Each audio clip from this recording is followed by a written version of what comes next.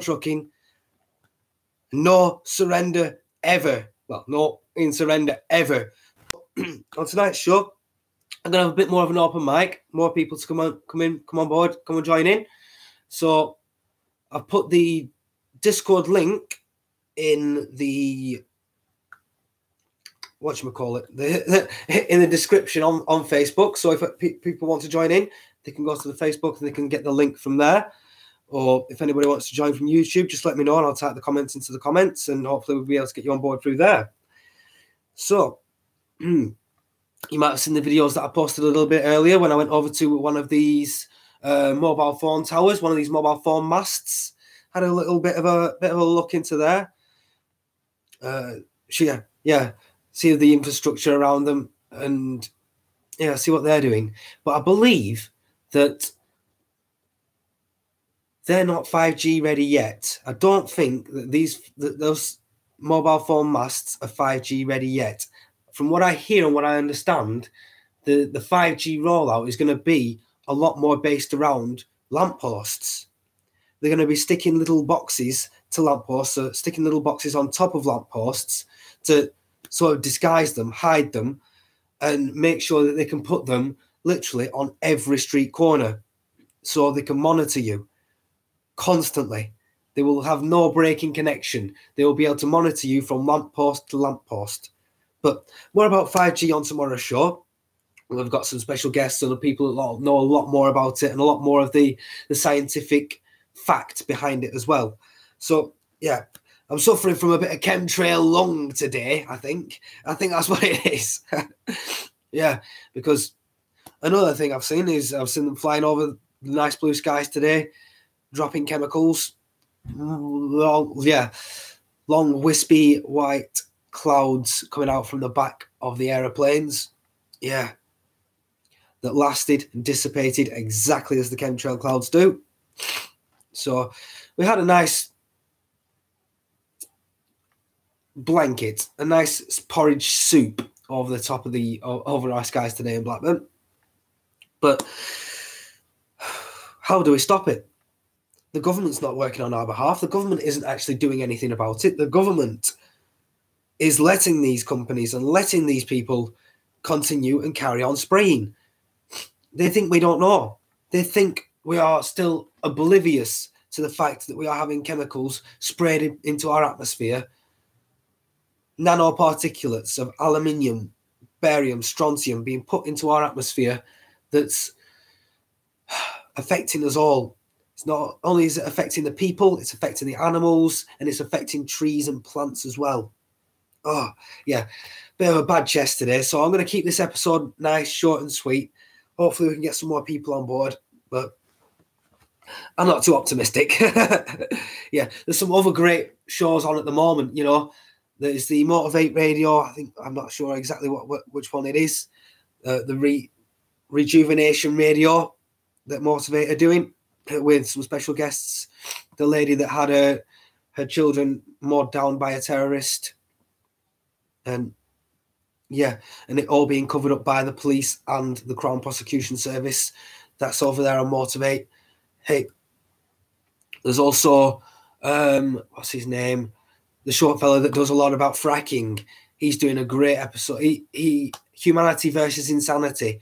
That's one that I look out for and I often watch because he's got a lot of information. He's a very intelligent man and I respect him. A lot of respect for that guy, especially what he's doing about fracking, because fracking is it's negative energy. It's absolutely negative. We don't get anything out of fracking. We have to put more energy into fracking than we get from the freaking gas coming out of the frack. It's more. It's dangerous. It's just a danger to the water supply. It's a danger for earthquakes. It's a danger for the underlying not tectonic plates, but the underlying structure of the Earth's crust. We're also seeing that the water that they use to frack with has to be pumped full of chemicals, some of them even radioactive chemicals. And that water can never, ever be used again, especially for human consumption. I don't think it can even be used to spray crops, because then it's falling back into our food chain. I've seen information come from America that they have to store this dirty toxic water in dirty toxic water reservoirs. No, not miss much, Tom. Only just started.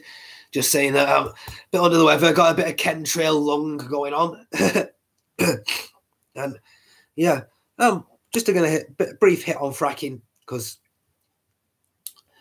it's being swept under the carpet.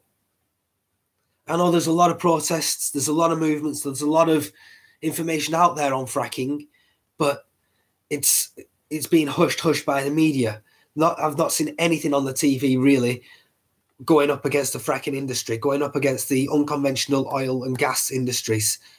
Obviously, they know who their paymasters are. Obviously, they're not going to be putting out bad information about the fracking industry because they want to keep on fracking. Not only do they want to frack, they want to bore down deep into the Earth's core and put toxic waste there, put nuclear, radioactive waste into the ground, which will then look to seep out through the ground and look to poison us all. Cancer rates will go through the roof. I see cancer rates going, they've been steadily on the increase year upon year upon year upon year upon year. And there's many different factors to it. But if you look into it, and there's some, I think it's a place in Wales, or maybe Anglesey, where they've dumped a lot of nuclear waste under the earth in the old mines there and flooded them with seawater. And a lot of the people there are becoming sterile. A lot of the people there are getting cancer. A lot of people there are getting sick because of this toxic radioactive waste that's being dumped there. And that's a cover. That's what fracking's a cover for. The information's out there that they are drilling deep into the earth to not only try to get this shale gas and shale gas out from the earth, but they're also using it as a way to just dump nuclear material, nuclearly expended material. And there was another point I was going to make. The information's out there upon it, and it's there, and you can see that it's one of the reasons they're not too. I think they're not too fussed about the Kirby Mesopotam frack site, because they've already bored down and they've already dumped the waste there. But I'm not 100% sure on that one. And you can see the government, the establishment, has already signed paperwork to say that they are going to dispose of this nuclear waste. Yeah, they do. These fracking companies. And if you watch some of, I can't remember his name.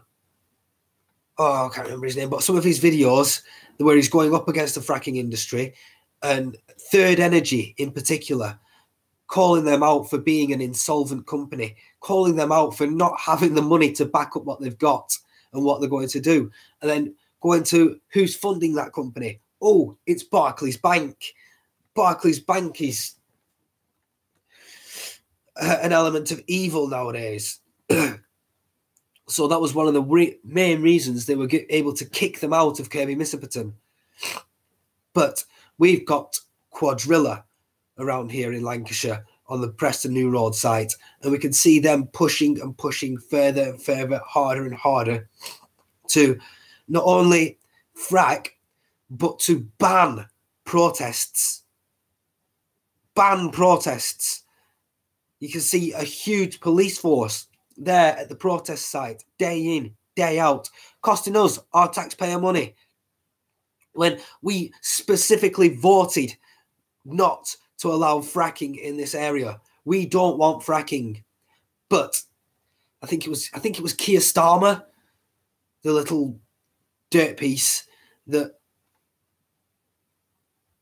allowed it, that went above the the actual vote, because there was a local vote on it, and we voted no. We don't want fracking in this area.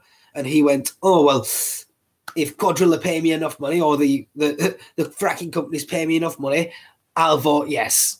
And I'll overturn the public's opinion and the public's vote. It is a blatant sign of tyranny. It was one of the first blatant signs of tyranny I picked out. It was before, I think it was before Brexit, or with regards around that sort of time of Brexit, but it was before the sham of Brexit really came to light. Because what we're seeing is Brino, especially with the Brexit negotiations. It's not negotiations, it's capitulations. It's giving them more and more and more, giving them more time to flood the country with immigrants, giving them more time where our tax money is funding the EU, giving them more time to keep us in this customs union, which is strangling our industry, strangling our business. The only business that's doing well out of the European Union is the financial industry in London, in the city of London, and that is it. And they're only doing all right because they avoid paying taxes. The only companies in this country that are doing really, really well are the ones that are avoiding tax, not paying the taxes, not paying the right amounts that they should be doing. And it's despicable. It is. You know, we, the normal people, the hard-working freaking taxpayer who gets half of our wage, well, not half of our wage, but a good portion of our wage stolen off us before it even touches our bank account.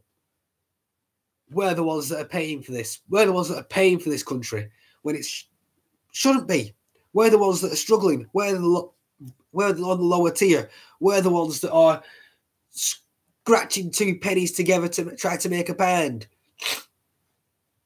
Whereas these huge multinational conglomerate businesses are just, well, taking the mick. They're absolutely taking the mick out of this country and its people. And we've got to a point now where the conglomerates, the corporations are in power. They're the ones in control. And it's extremely difficult to snap away from their stranglehold, because it's very difficult to go shopping at your local market. It's very difficult to go shopping at your local shops that are run by local people. Sadly, they are more expensive. You know, your farmer's market is more expensive than your supermarket. And with a penny pinching nowadays, we have to save every penny everywhere we can. It's utter madness. So they've got it on every single level. Every single level, you know, they can set market prices because they can go to the farmers and demand the farmers only receive like a penny per unit as profit. Oh, you can only receive a penny per unit as profit because we're the massive buyers. We're going to buy all of your products off you, and if you don't sell it to us, who are you going to sell it to? Because we've cornered the market. We're full monopolized. You have to sell it to us, or there's no one else to sell it to. So we demand, we dictate, you do as we say. It's a tricky business. And yeah, a lot of people are stuck with the convenience of it as well. You know, well, we'll go to Asda's, Tesco's, Lidl's, Aldi's and do our weekly shop. You know, we don't have time nowadays to go out. We don't have time to bake our daily bread. We have to go to the shop once a week and buy our loaf because we don't have time. Because we're hard working to pay our taxes every single day. It's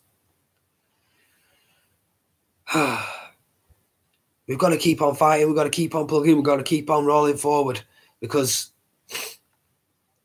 I couldn't stand it. I couldn't stand to stop. I could not stand to stop. I can't stand this country the way that it's going. I can't stand the way that it is now. Once I've looked into things, I've researched a lot of stuff, and I can't stand it. Being awake is a tricky thing to be. Hi, Lauren. Yeah, but we need to wake more people up. We can't feel guilt of waking others up, because the more that people are awake, the more we have a chance to change. You know, the more people we get out on the 23rd of June. The 23rd of June is a time to bite the bullet.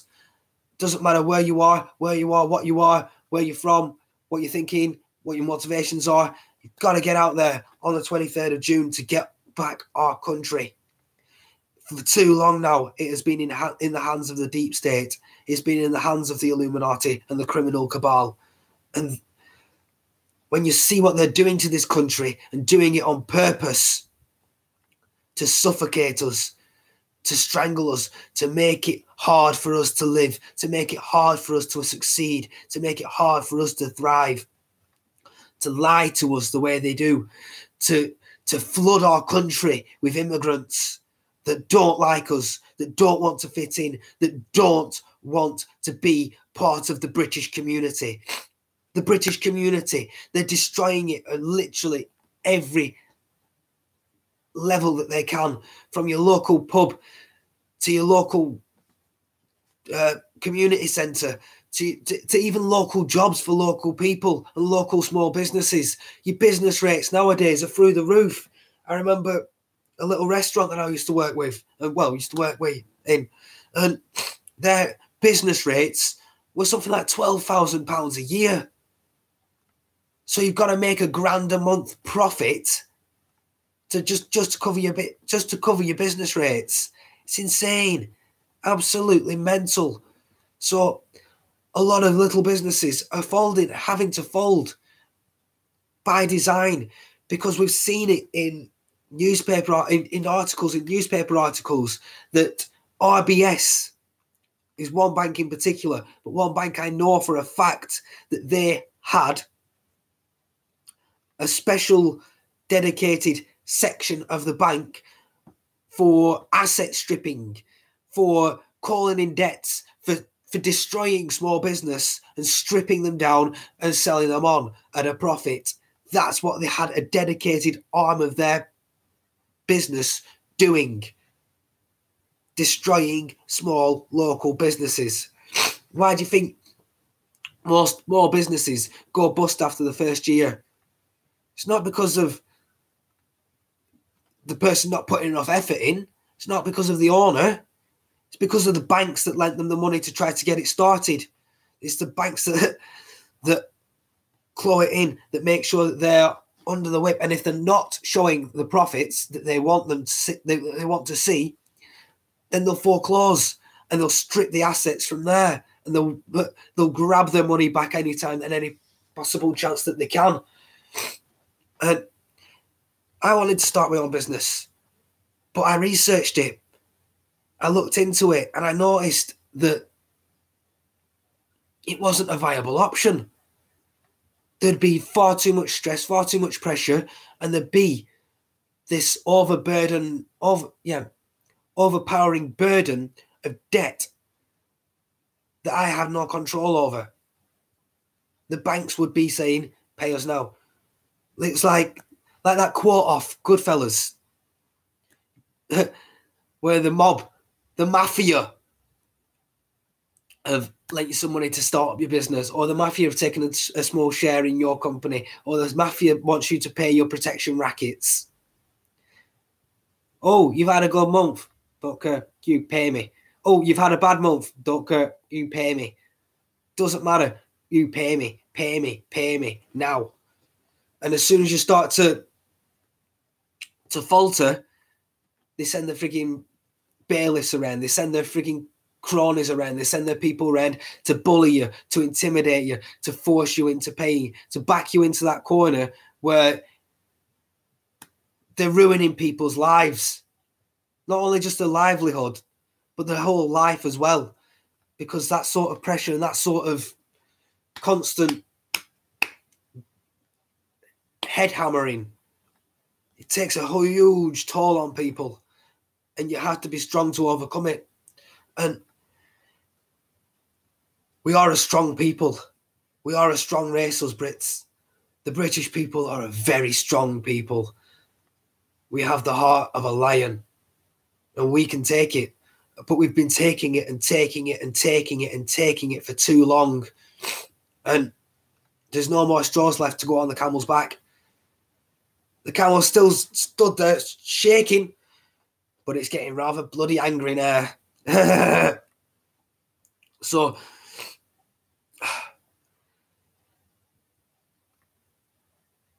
it's part of their,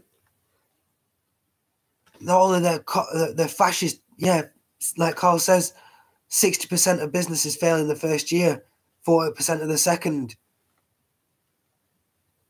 It leaves only about 15% of businesses left. Why do you think that is? The corporatocracy. Your competition is far bigger and far more powerful than you. Your competition is there to stomp you out. And your competition is not only backed by the big banks and the big investment arm, it's backed by government as well, because these big companies, they can shell their companies. They can make little individual companies and shell them out, so they're paying no freaking taxes. They can move their company freaking headquarters to Switzerland, or move their company headquarters to the Cayman Islands or something daft like that. Or I think even Ireland was a tax heaven for a while. It might still be, where they can just get away with paying little to no tax whilst raking in all the money from the British consumer and putting the British small business, out of work. Then you see the local community as well taking a big hit from this. And the pubs nowadays, that when you've got to go out and you've got to pay £3.50, £4 for a pint. When even it was just, what was it, 6-7 years ago, £2.50 for a pint was a bit too much. I remember when I was running my pub, £2.50 a pint of Carling, people were complaining about it. They were saying, it's a bit pricey that. There's a club down the road that only charges a couple of quid. And the pub went out. The pub went out of business. The pub went down because the brewery and the government taxation had to put the prices up and up and up every single year.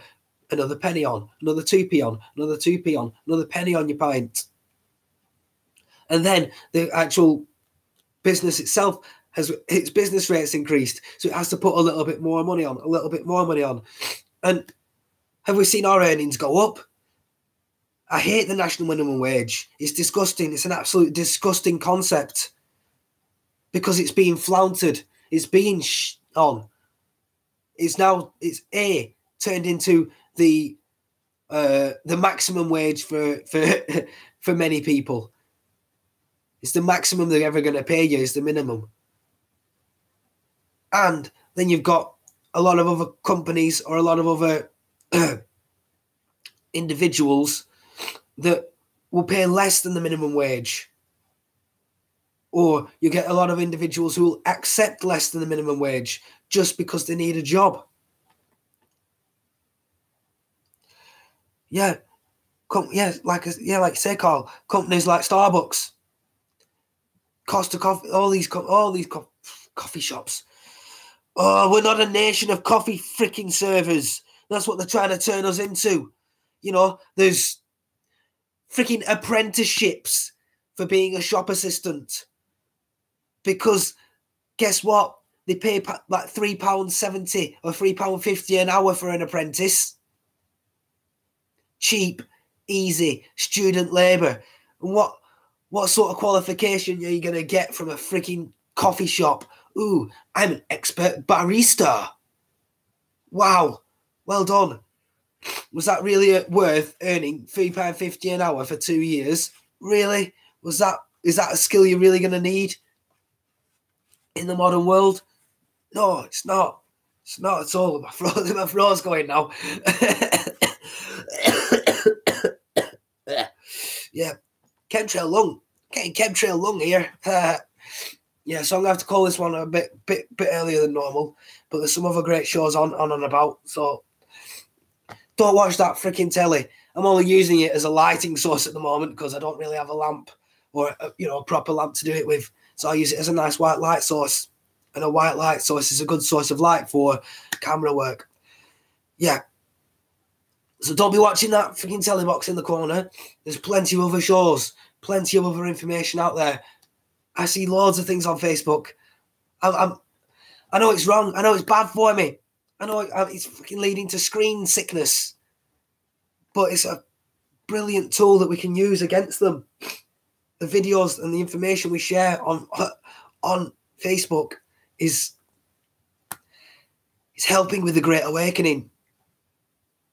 Such pages, the Daily Brexit page, always has got some good news stories on it. I'm posting things upon there myself, posted some great videos on it yesterday. And the reality report, things like this, all of these truth-telling pages are out there. We need to get more people involved with them, get more shares out, get more likes out. You know, I don't watch the news anymore. I watch UK column news. And that is a proper reputable source. I don't particularly agree with the stance on Palestine and a few of the things that they do in the Middle East, but the stance on Syria is a right one. The stance on Syria and the white helmets, disgusting behaviour out there, the white helmet terrorists out there, is good, factual, hard-hitting evidence. You know, yeah. Well, no, I actually watched something last night. It were The Walking Dead on AMC. Watched it through, yeah, and it was the last episode of this season, season 8, and you could see the chemtrails guy being awake. You'll see things like this. I actually saw the crisscross pattern in the sky. It was a lovely, beautiful blue sky with a porridge, the swamp of chemtrails, and you could see the crisscross patterning in it. You could actually see a plane flying across. You could actually see it, and yeah, yeah. It was a bit better earlier on today when I was doing the videos on the antenna mast frigging mobile phone towers, and yeah, I was there. I was next to one of these phone towers doing my video talking about it, and then my phone rang. I answered it. No, well, I answered it. I answered the phone to someone I don't know. I answered the phone. Who the fuck are you and what do you want? If I don't know the number, I don't know the number. I want to know who they are. I want to know what they want. No answer. Tried ringing them back. It said, "Oh, our service is busy. Our service is busy." And I was like, "That's dodgy. That's a bit dodgy. They're on to me." Yeah, the white haze in the sky. I call it like a creamy porridge. The creamy porridge sky. But yeah. It was also a bit of a giggle for me as well, because how can they have chemtrail skies when there's no planes flying about? You know, it's supposed to be a dystopian future where the zombies are. Yeah, where zombies have taken over the world and shit. How can they have chemtrails in the sky when there's no planes flying? But there's also those like wavy clouds as well, where you can see the Harper ray has actually made them into waves. They're really pretty frightening, and all those ones. Hey, what I've done, you might be able to see that. I've made a smoothie.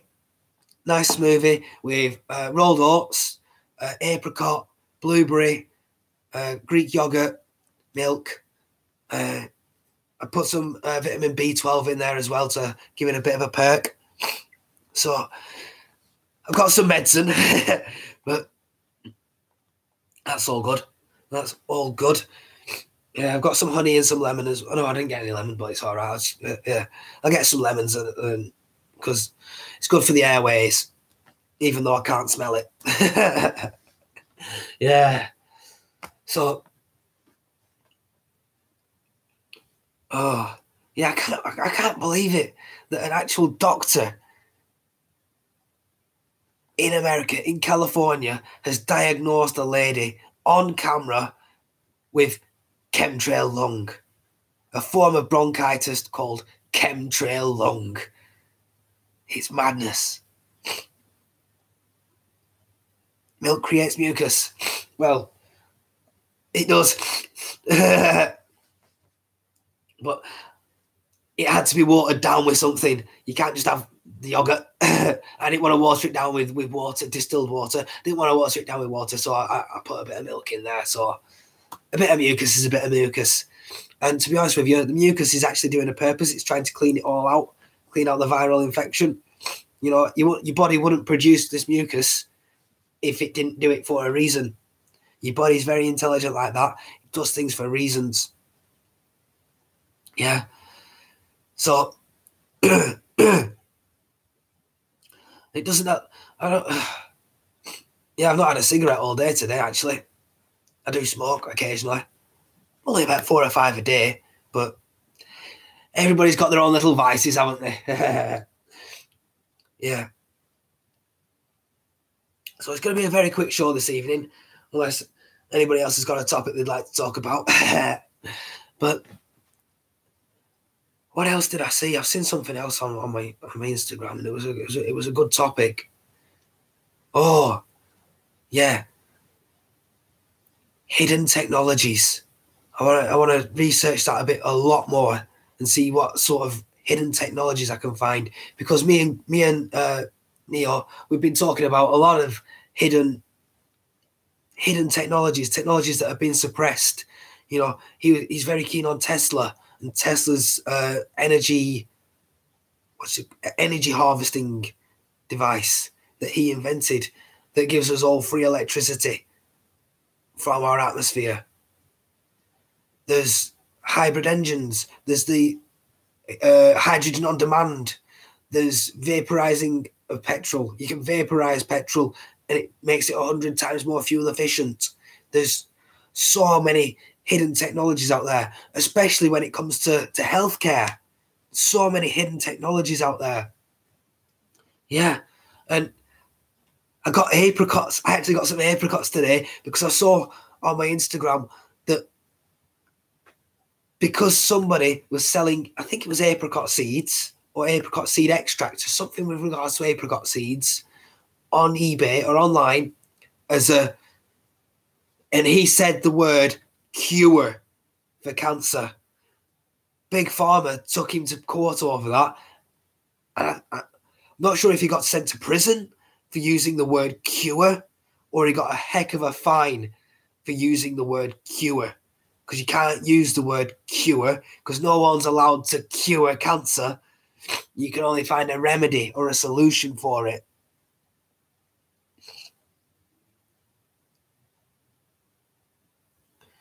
Well, battery CAE are blowing up. And the coverage. Is that Tesla's cars? That Tesla's American taxpayer-funded, subsidized cars that are blowing up, Carl? I do love the little profile picture with a little puggy. Yeah, a little Nazi pug. Hero quality. But it was actually a really funny video that Count Dankula did. Really funny. So this little cute pug into a Nazi. I wish he would have like made a little Hitler uniform for it. A little SS uniform for it. That would have been 10 out of 10 hilarity. Yeah. Battery cars. So is that because there's different forms of battery cars that they're using now. You know, they've got the hybrid battery cars. They've also got the fully electric cars. And then they've got the petrol generator charging up the electric battery cars, like the Eagle Eye thrust thing that they did on Top Gear a while ago, where it was they used a diesel generator to spin the what they call dynamo, to spin the dynamo to recharge the battery, and that was more efficient than actually using that generator to spin the wheels. But there's many different technologies out there that have been hidden and covered up. I looked into one called the water hammer, which is a positive energy device. And it was like a cylinder that smashed it about, and then it'd come out, because it'd be superheated, it'd come out as steam. And then that steam could be used to drive a turbine. I don't know what it is, what our obsession is with using steam to drive a turbine. It seems to be like one of the only ways we look to create energy is to use, coal power plants, nuclear power plants. All sorts of power plants are using steam to drive a turbine, to spin a dynamo. It's mad. I don't know why we're stuck on it. Yeah. Well, you saw those lithium-ion battery-powered, what they call those silly hoverboardy things where everybody kept falling off a couple of years ago. And you got the shitty, dodgy ones from China, and they blew up. And they set on fire and they burnt people's houses down. But, my laptop's running off a lithium-ion battery. My mobile phone's running off a lithium-ion battery. My speaker's running off a lithium-ion battery.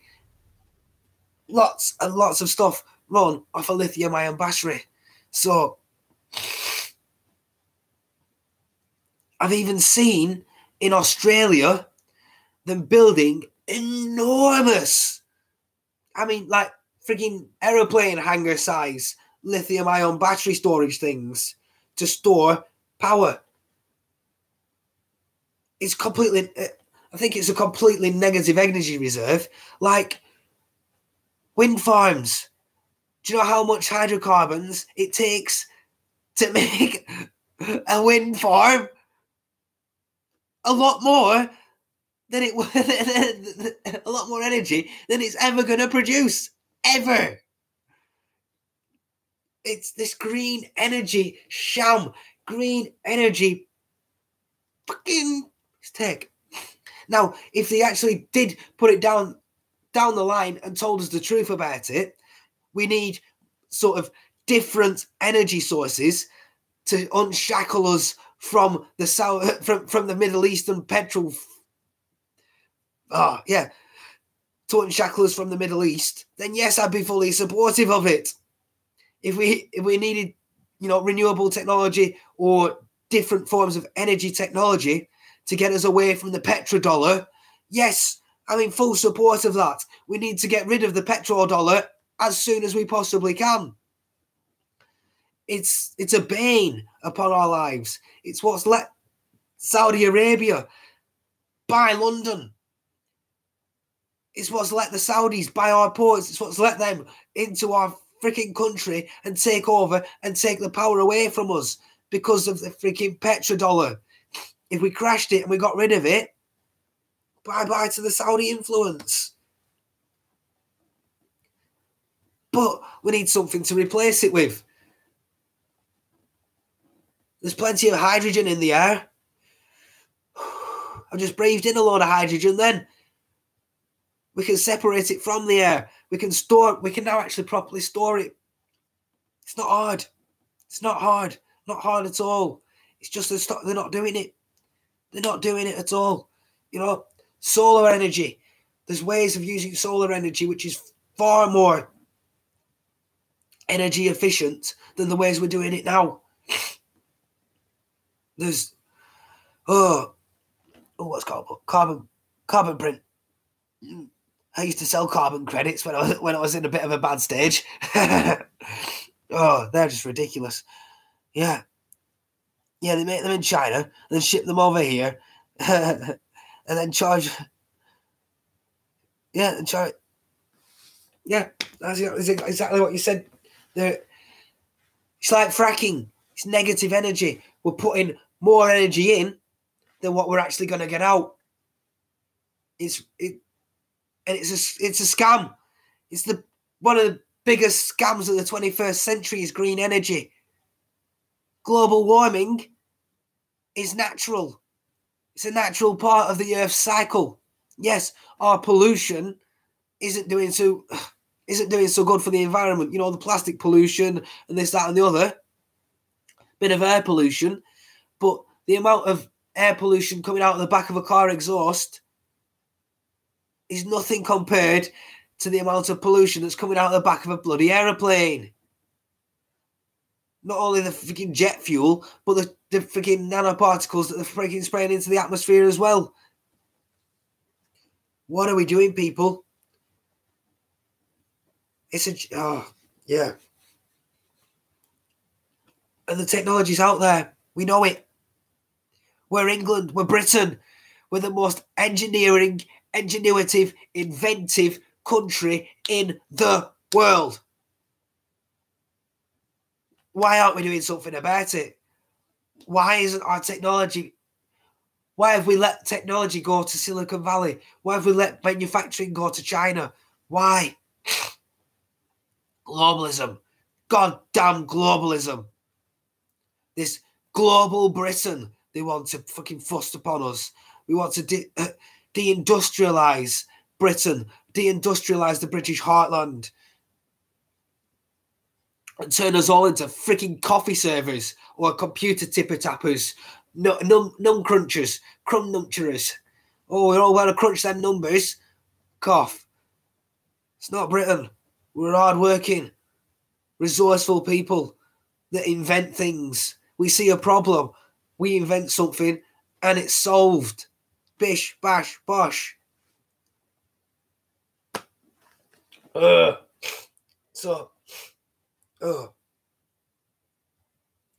know, and all it takes is us taking back control. And guess what?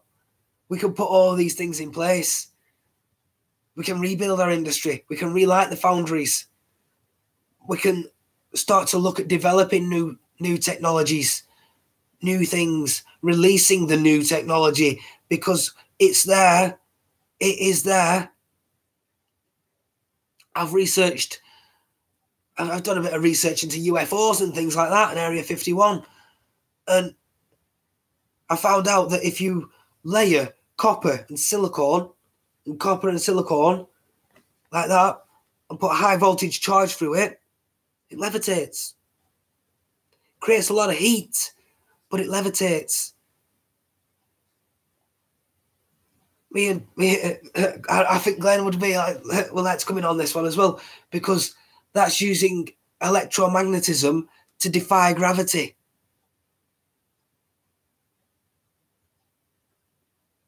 And it's there. The technology is there. It's just the freaking secret societies and are keeping it secret from us. That's what they do. They take all of the hidden information and they hoard it for themselves. They keep it secret. They've kept the secret of true religion for a long while. You know, I'm not that big into religion, but now I look further back into it and further back into the hidden knowledge of religion, and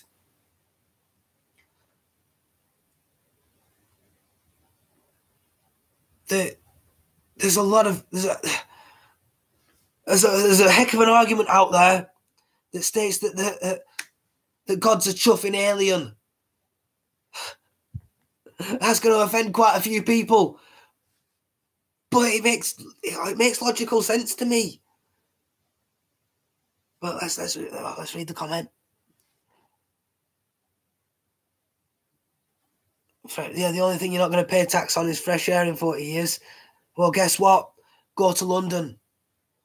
They're making you pay tax because of not only the congestion charge, but the pollution charge as well. So yes, you are getting charged and taxed for free air now, Carl. It's a madness. Absolute madness. I've seen in China bottles of fresh air. You can buy a 2-tin bottle of fresh air because of the dirty engines that they've been producing. Because China's very good at producing dirty engines. And they don't want to buy German cars. They don't want to buy more efficient engines. They don't want to buy more things like that. They want to build them themselves with their own people.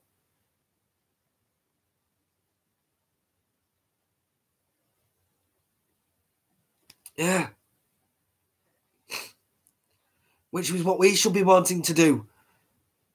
We should be wanting to have our own people build our own things for our own reasons, to protect our own country, to protect our own industry, to protect our own people, not ship it off to freaking Romania to give Romanians a job, not to have to buy it in from Germany to give Germany's economy a boost. No, we want to be building it here, giving our own people a job, building our own economy. But it's all part of the brave new world. We've all got to get out there on the 23rd of June. I see it as a tipping point in all of this. It will be a tipping point. I want it to go down as one of the most important days ever in history. I want it to go down as Britain and British people taking down the British deep state, taking down the British establishment that has thrust this hell upon us. We have to get out there. And I'm going to try to get down to London. But if I can't get down to London, I'm going to do something in Manchester. I'm going to do something. We've got to do something. We've got to get out there. I'm going to be in Manchester with the DFLA on the 2nd of June. Definitely. Got to be there. Going to start making connections, see what those people are up to, see what we can do with them, see what we can build upon and strengthen and grow.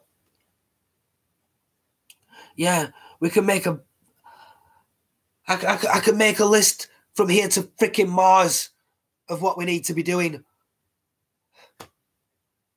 I can make that list. And we all need to get together. This is what Parliament should be doing. You know, all these people getting together to discuss how to make Britain better. That's how it should be, should it not? But they're not. They're trying to... most of the discussions in the Houses of Commons are, how are they going to subjugate us even more? How are they going to freaking tax us even more? How are they going to put more laws in place so they can get away with more stuff? Oh, drives me mental. Drives me absolutely mental. Oh. But the turning point, the tipping point is the 23rd of June. That is when we're going to grab this country by the short and curlies and say, this is Britain, this is England, this is our land. You cannot have it anymore. We are sovereign. We are the people. Where we go one, we go all. Right, it seems like the Facebook feed's breaking up a bit as well now. Yeah, it's like juddering. So hopefully you'll still be able to see me on there. Cut off yesterday. Maybe I got a bit too truthful for Facebook to handle. Right. My throat's going on. My voice is going now, so I'm going to have to call it. I'm going to have to stop it now. It's starting to hurt a bit. But we'll carry on going. That's what this episode's all about. Keep on going. No surrender. Never, ever, ever surrender. I will never submit. I will never bow down. I am a free man of this land. And if it takes me having to stomp all the way to Parliament and kick every last one of them out by hand, physically, boot them up the arse, I will do. If it takes me having to go to Buckingham Palace and having a word with the Queen and telling her to abdicate and telling her to get off the freaking throne and let someone else take that crown, wear that crown and do something good with it, I'll do it. We have to. We have to keep on going, people. And on that note, I'm going to end. All right, take it easy, all. Have a good night. I'll try and get better for tomorrow's episode. 5G episode tomorrow. It's going to be a good one with Mark Steele. And a good debate, good scientific fact. Oh. Cheers, everybody. Take care. I'd say God bless, but alien bless. Thank you, one and all.